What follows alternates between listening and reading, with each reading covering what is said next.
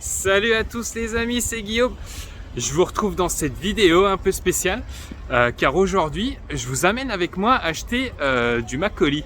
Pour les besoins d'une prochaine vidéo, il me faut une bouteille de Makgeolli. Je vais à Imart acheter cette bouteille. Donc Imart, c'est une grosse enseigne de grande distribution en Corée du Sud, un peu comme Carrefour. Et je vais acheter cette bouteille là-bas. Je vous emmène avec moi parce que déjà vous pouvez profiter de la vue. Et regardez ça, magnifique, magnifique temps. Donc là on arrive dans un petit parc qui est à côté de chez moi. Les gens ils font du vélo. Il y a des bureaux, des immeubles, pistes cyclables. Il y a jusqu'à Séoul. Magnifique scène de printemps ici en Corée du Sud. Autour de moi, c'est ouvert. Beaucoup de personnes dehors. En fait, la deuxième raison, c'est que dans les Imart en Corée du Sud, je trouve que c'est un peu triste. Et c'est que les rayons d'alcool coréen sont beaucoup plus petits que les alcools importés, donc comme le vin et les spiritueux. Donc je voulais vous montrer ça parce que je trouve que c'est vraiment dommage de mettre en avant des alcools qui sont produits à l'étranger, alors que la Corée regorge de produits traditionnels très très bons. Mais bon, après c'est les clients qui décident, les consommateurs qui décident. Quand on va peut-être s'arrêter un instant là pour vous faire découvrir, regardez-moi cette petite rivière avec les appartements derrière. J'adore ce quartier, les gens qui promènent leurs chiens. Et là on est dans la meilleure période de l'année en Corée du Sud. Donc les mois d'avril et mai, il fait très bon, il fait pas trop chaud, il fait pas humide. C'est les meilleurs mois avec septembre et octobre à mon avis. Et voilà, il y a un petit peu de vent. Ça me décoiffe. Et voilà. Donc la suite de la vidéo, on se retrouve devant le Imart. Donc on va arriver au petit rayon des alcools traditionnels coréens. Donc il y a le soju, il y a du véchir. Voilà, bon, ça représente que ça. On a des gros packs de soju, des grosses bouteilles en plastique de soju de 3 litres, 2 litres. Donc il n'y a pas grand chose. Donc voilà, c'est ce petit rayon. On va bouger, parce que moi ce qui m'intéresse, là c'est les bières coréennes, la casse, la height, en format canette et en format 1,5 litre. Et après voilà, on a un peu de Makgeolli. Donc le Makgeolli, voilà, je vais prendre que les prix commencent, c'est pas cher du tout, les premiers prix c'est à 1400 won, 1500. Et après on a les bouteilles de soju au frais. Là on a même du Makgeolli en canette, ça je savais pas. C'est super intéressant. Après on a les bouteilles de soju en briques de lait. Voilà. Donc on va se prendre un petit Makgeolli pas trop cher. Et puis voilà, on le testera. Et en comparaison, là on a le rayon des bières internationales qui va jusque là-bas, et après on a tout le rayon des vins. Donc comme je vous l'avais dit, comparé au rayon des alcools traditionnels, le rayon des vins est énorme. C'est énorme. Voilà, tout ça c'est le rayon des vins. Donc comparé aux alcools traditionnels coréens, vous avez vu, c'est ridicule. Donc là on a une petite partie whisky, alcool fort. Donc les whisky et les brandy.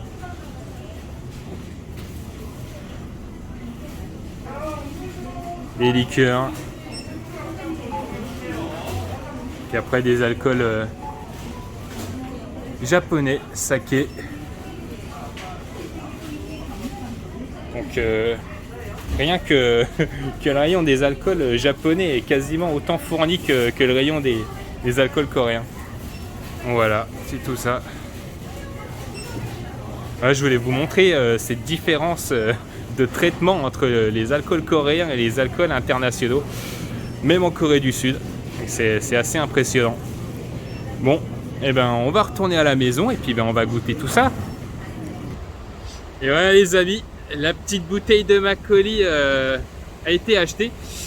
Je retourne chez moi. Nous voilà de retour chez moi pour tester deux Makgeolli. Donc, le Makgeolli que j'ai acheté tout à l'heure en allant au Wimart. Donc, ce Makgeolli, le Goksundang, c'est un Makgeolli produit en très grande quantité. C'est de la production industrielle. Donc, c'est un Makgeolli qui est produit par un des plus gros producteurs d'alcool coréen, les Goksundang, donc comme le nom du Makgeolli.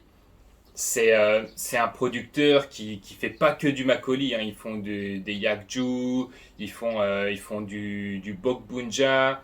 C'est eux également qui font un Makgeolli mixé au Bokbunja. Donc c'est vraiment excellent. Donc je ferai une vidéo sur ce produit plus tard.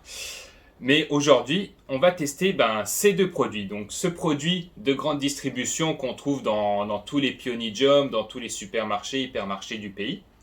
Et qu'on trouve à un prix de 1500 won, ce qui équivaut à 1,13 € environ.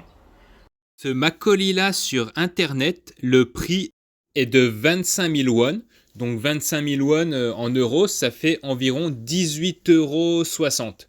Donc c'est un prix qui est quasiment plus de 10 fois supérieur à l'autre Makgeolli. Donc on va le comparer à un Craft Makgeolli. Donc celui-ci, il s'appelle Isangon Takju. Donc Takju, c'est le nom coréen pour le Makgeolli. Et on va voir les différences. Bon, déjà au niveau du packaging, on voit qu'il y a une très grosse différence. Ici, le soju pas cher, de grande distribution, bouteille en plastique, bouchon en plastique également. Contenance, on est à 750 ml comparé à cette bouteille, donc bouteille en verre, capuchon en aluminium. Et la contenance est un peu plus réduite, ici on est à 500 ml. Ensuite, on va regarder le pourcentage d'alcool. Donc pour le Goksundang, on est à 6% d'alcool. Ici, donc c'est bien écrit en gros, on est à 19% d'alcool.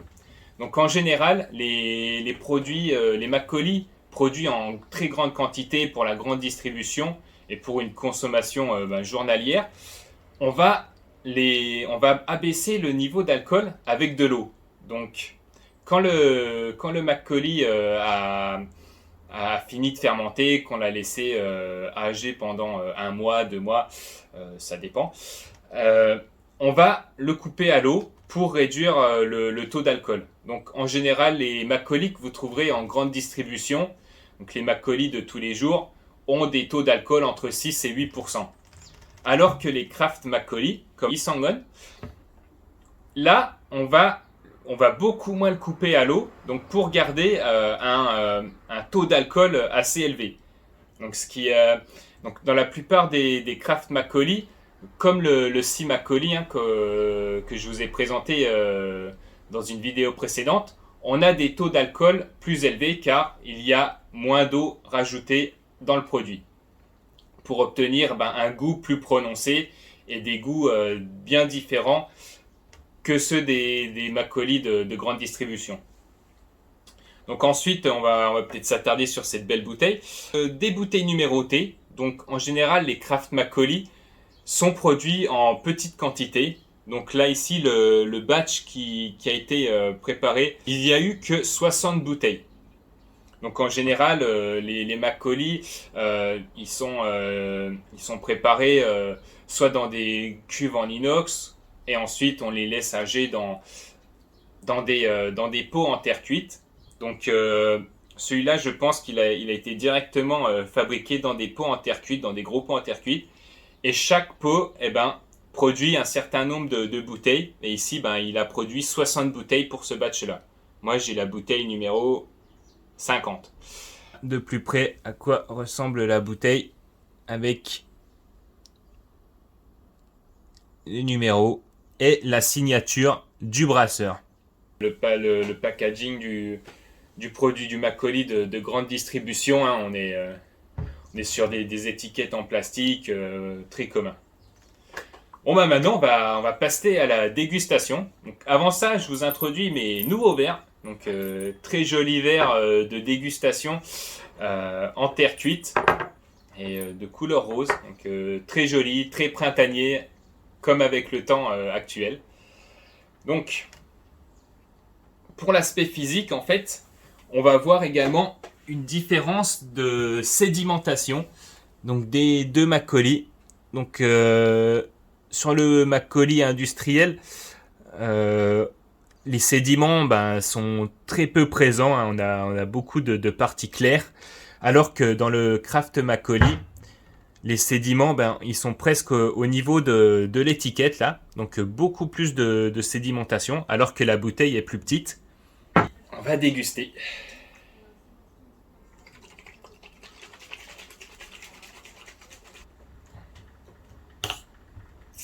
Oula. Donc là, ça a failli m'exploser à la figure. On va voir avec le Isangon ce que ça nous réserve. Là, c'est pas une bouteille en plastique. Normalement, le Isangon, vu qu'il y a beaucoup plus de sédiments, ça devrait aller. Ouais. Ça sent bon. Beaucoup de bulles. Alors que là, pas du tout. Hein, on est sur quelque chose de bien laiteux, sans gaz. Donc on verse. Donc on a à droite un produit beaucoup plus très liquide, assez carboné. Et là on a à ma gauche le Craft Macaulay, quelque chose de beaucoup plus laiteux, avec beaucoup plus de corps. Le Macaulay de Guk Sundang est beaucoup plus clair, hein, c'est celui de gauche qui est beaucoup plus clair que celui de droite, hein, qui est plus foncé. Maintenant passer à la dégustation, donc je vais commencer par le Guk Sundang. Donc un nez assez faible, donc on a pas mal de le Nuluk, hein, l'agent fermentateur.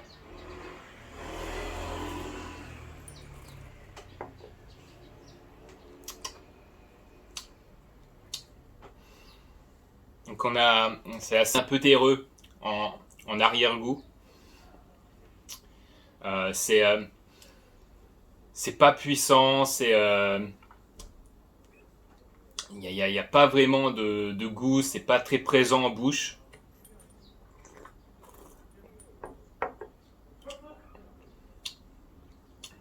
Donc en fait on a l'impression de boire un peu de l'eau gazeuse avec un peu de céréales fermentées et un arrière-goût terreux. On va ensuite goûter le Craft Macaulay.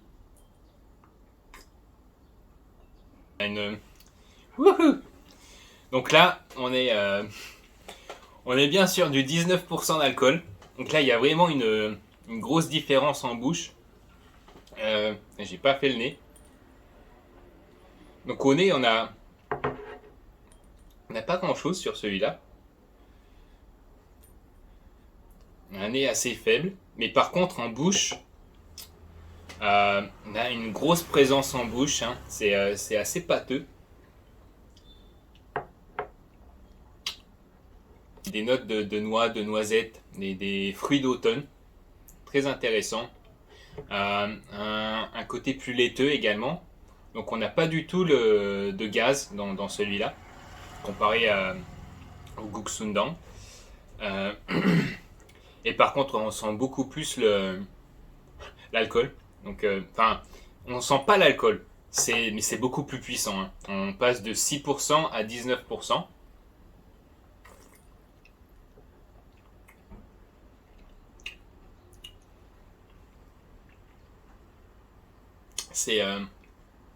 C'est assez spécial, hein. Il faut aimer.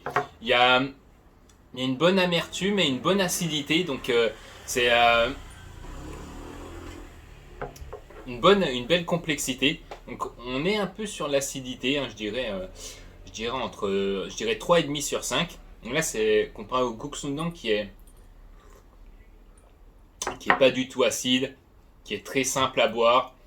Euh, je pense qu'il y a beaucoup plus de personnes qui aimeraient celui-là. Parce que c'est vraiment du Makgeolli pour que tout le monde puisse le boire. 6% d'alcool, c'est un peu gazéifié. Ça se boit tout seul. Alors que celui-là, à 19%, on est sur quelque chose de beaucoup plus puissant, de beaucoup plus aromatique.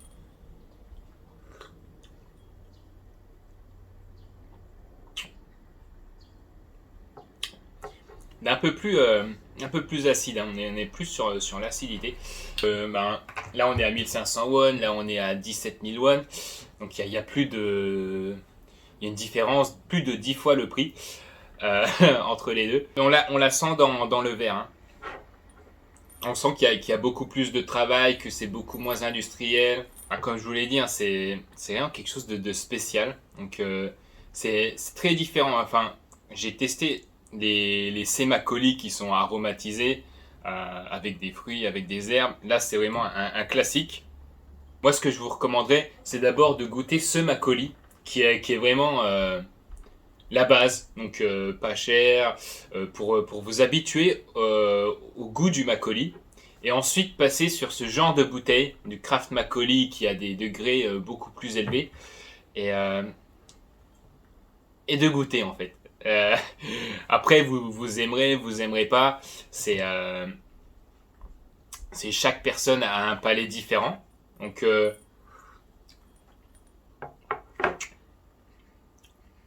je laisserai s'ouvrir un petit peu quand même. C'est vraiment un produit très typique de ce que les petits producteurs peuvent faire. C'est eux qui font leur new look eux-mêmes. Je vous ai présenté ces deux makgeolli, donc grosse différence de prix entre le makgeolli qu'on peut trouver partout et celui-là qui est plus difficile d'accès, alors que celui-là on le trouve partout. Et également en termes de goût, donc ça c'est un makgeolli qui est fait pour tous les palais, qui ravira tous les palais. Très belle introduction au makgeolli.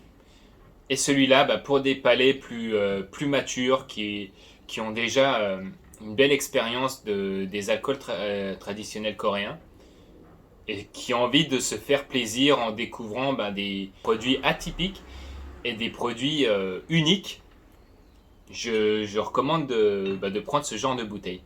Également, ça fait toujours plaisir de ramener ce genre de bouteille lors d'un voyage qui, euh, qui forcément ravira la personne à qui vous l'offrirez parce que c'est vraiment unique et le goût est unique. Donc sur ce les amis, merci d'avoir regardé cette vidéo. N'hésitez pas à commenter, à liker, à me suivre. Et si vous avez des questions, comme d'habitude, hein, laissez-les en commentaire ou n'hésitez pas à m'envoyer un email. Et comme d'habitude, sur ce, Kombe!